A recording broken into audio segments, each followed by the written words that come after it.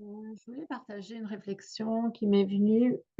En fait, je me suis toujours demandé pourquoi certaines personnes très inspirées, ce qu'on pourrait appeler les sages ou les enseignants spirituels, ou même des personnes qui n'ont pas spécialement été reconnues, quand on est très inspiré, on semble divulguer, révéler une certaine vérité, une certaine cohérence, une certaine libération à travers une compréhension profonde de ce que pourrait être le sens de la vie et l'univers. Mais à côté de ça, euh, quand on regarde les humains incarnés, ils ne font pas ce qu'ils disent. En fait, leur vie ne révèle pas vraiment ces enseignements. C'est inspiré, mais ça trahit en fait dans l'expérience, ça trahit souvent ces discours où il semble y avoir beaucoup d'amour, beaucoup d'écoute, beaucoup de justesse, toujours la juste résonance par rapport aux événements. Et il me semble que j'ai compris quelque chose par rapport à ça, c'est qu'en fait, l'absolu ne sera jamais atteint. En fait, le mouvement de l'univers, je me suis aussi un peu basée sur les travaux de physique quantique et notamment aussi les travaux de Léon Raoul Athem, qui parlent en fait que l'absolu ne pourra jamais être atteint et que c'est justement le fait que ce ne soit jamais atteignable qui a ce mouvement, ce flux de vie. Hein, c'est comme un désir. Bah, si une fois pour toutes un désir serait accompli, il n'y en aurait plus d'autres. C'est parce que c'est jamais tout à fait accompli qu'on va avoir d'autres désirs, qu'on va continuer en fait cette exploration de la vie. Et là où il y a le piège, hein, c'est d'avoir ce but d'atteindre un jour cet absolu, la paix continue, l'épanouissement total, l'absence de fluctuations, euh, ce qui nous fait toujours viser un résultat que jamais on atteindra. Euh, En fait, l'être humain, dans sa forme matérielle, est toujours en train de se transformer et ne pourra jamais atteindre un état d'accomplissement absolu. Donc, même si quelqu'un a compris certaines vérités profondes, hein, ça ne signifie pas qu'on peut les manifester de manière parfaite dans la vie quotidienne, par exemple, puisque toute forme d'existence est en perpétuelle évolution et transformation. Donc, on revient vraiment à cette vision qu'on retrouve chez Deleuze, d'ailleurs, philosophe, de ce processus continu. Et il n'y a ni début ni fin. Hein, il prenait d'ailleurs l'exemple des tableaux du peintre Pollock, hein, il y avait ces lignes qui n'avaient ni début ni fin et c'était comme une fenêtre sur le monde, en fait, de ne pas s'attacher à un résultat et de ne pas se prendre pour quelqu'un qui peut contrôler les événements, voire les changer, voire les créer même. C'est à un autre niveau que ça se passe, hein. C'est vraiment au niveau de la source. Par contre, ce qui est possible, c'est en fait la conscience qui prend conscience d'elle-même. C'est de s'aligner en fait sur cette perspective de la source. Puisque quand il y a un événement, c'est déjà, il est déjà en bout de chaîne. C'est-à-dire euh, c'est déjà l'effet. Hein, la cause est déjà passée. Par exemple, une maladie, c'est déjà une manifestation de quelque chose, d'une interférence énergétique antérieure, en amont. Et donc l'idée, c'est de non pas essayer de corriger, de réparer sur les faits, mais bien de se réaligner avec la cause et d'être plus dans cette perspective plus large, qu'on ait déjà cette, cette perfection. Je sais que pour le cerveau, c'est un peu difficile à comprendre, mais euh,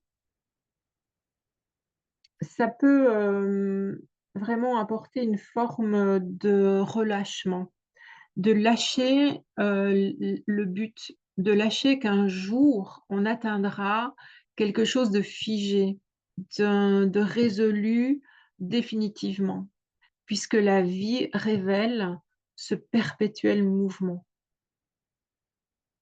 Donc, c'est pas un échec, en fait, mais c'est la condition même de la perpétuation de ce mouvement. Le fait que ce but ne soit jamais atteint, c'est juste que, justement, on pourrait dire ce qui permet à l'univers, donc à la vie, et à chacun de continuer à se déployer. Hein, c'est cette volonté de puissance dont parlait Nietzsche, en fait. Le fait qu'on ait ce flux de vie et que c'est ça, c'est en ça que réside cette richesse. Et donc cette quête inachevée, entre guillemets, c'est elle-même qui est source de sens. Hein. C'est le mouvement vers l'inaccessible, on pourrait dire, qui n'est pas un fardeau, mais une sorte de moteur. Ce n'est pas un problème de jamais y arriver, de jamais être en paix définitivement, mais de comprendre que donc l'action elle-même, le processus, la recherche, bien qu'il n'y ait rien à rechercher, sont ce qui donne du mouvement à l'existence. Et quand on surfe sur cette vague, c'est beaucoup plus confortable parce qu'on n'attend rien et on n'attend pas une résolution finale qui n'arrivera jamais et que l'on ne verra jamais comme exemple chez un autre être humain.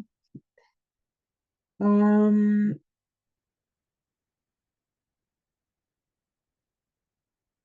Ça peut inviter vraiment à, j'irais même jusqu'à dire la joie, elle est là, la joie du mouvement perpétuel, de l'instant qui ne cherche pas à se cristalliser, à se figer, mais qui trouve sa plénitude donc dans ce flux incessant. C'est la conscience qui se cherche elle-même à travers les événements. Euh, et donc, c'est pas dans l'accomplissement, mais dans une évolution continue. Et c'est là où réside la liberté et l'émerveillement. C'est, c'est qu'on ne se concentre plus sur l'objectif, mais on se tourne vers cette énergie vivante qui fait avancer chaque moment.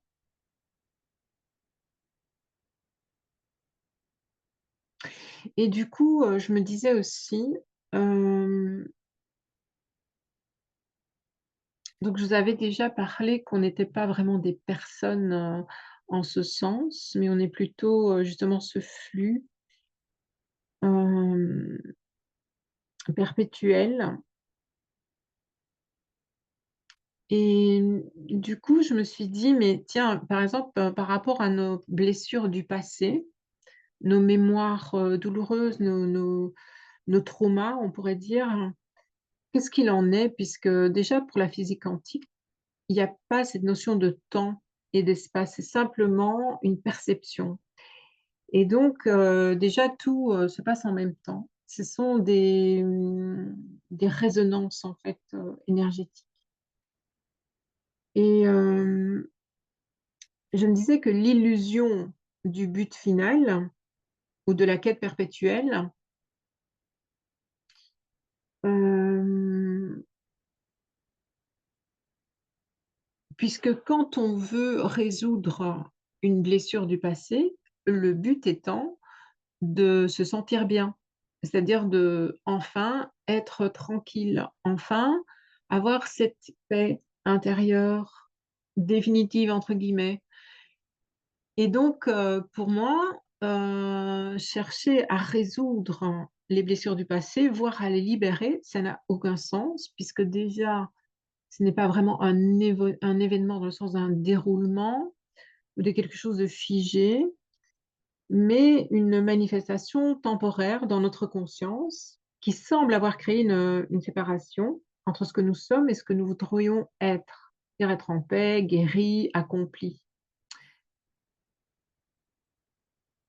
Mais donc les blessures ne sont pas des réalités objectives à réparer, mais des perceptions subjectives et ça, c'est important. C'est des résonances qui apparaissent dans notre conscience à cause de la manière dont nous les interprétons, dont les ressentons. Donc si on considère que ces blessures ne sont que des vibrations énergétiques, et non des faits qui doivent être réparés puisque, entre parenthèses, il y a le but d'être bien et d'être, une fois pour toutes, libéré, ce qui est une illusion.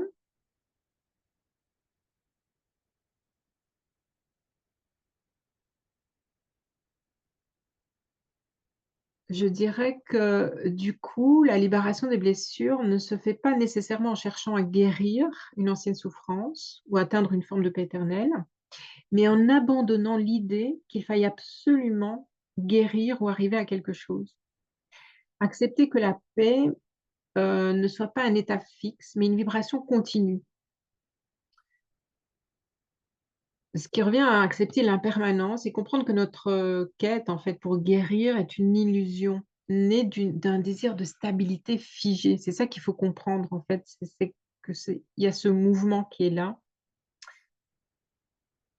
et donc ce serait plutôt dans la compréhension que tout est déjà en paix, au-delà de la perception de la douleur.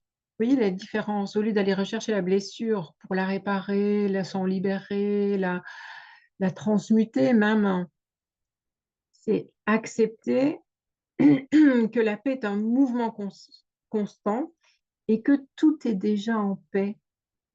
Au-delà, ou on pourrait dire même en deçà, de cette perception douloureuse, de cette mémoire qui reste quelque chose de dynamique. Donc, se libérer des blessures du passé pourrait être compris comme laisser tomber l'illusion de ce but final et simplement se relier, ce qu'on appelle l'instant présent, c'est-à-dire cet éternel présent, c'est-à-dire ce non-temps, c'est-à-dire ce flux de la vie, sans chercher à contrôler ou à figer quoi que ce soit. C'est plus une question, on va dire heu, j'allais dire de compréhension, de réalisation que de réparation. Donc plutôt que de guérir quelque chose qui n'existe pas réellement, c'est-à-dire les blessures du passé comme entité fixe, il s'agirait de lâcher prise sur la quête d'un idéal et d'accepter le mouvement incessant de la vie tel qu'il est, sans chercher à l'attraper, à le contrôler.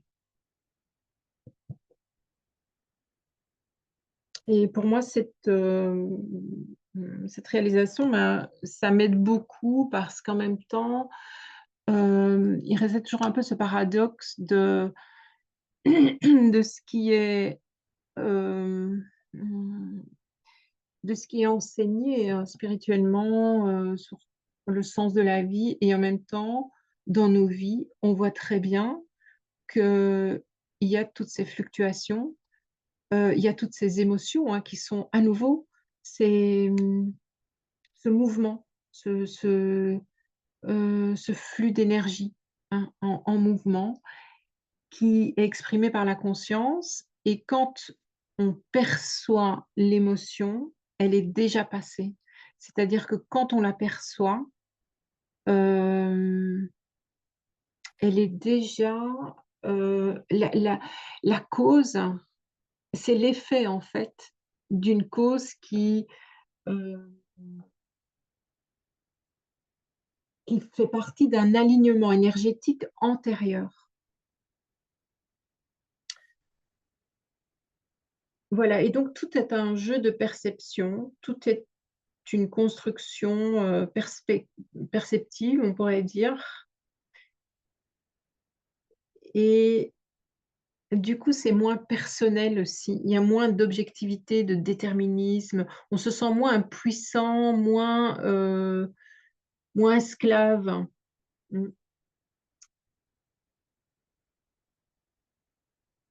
Voilà, c'est ce que je voulais un petit peu, expliquer. J'espère que ça peut, moi ça m'a beaucoup soulagée, enfin, dans le sens où ça m'aide à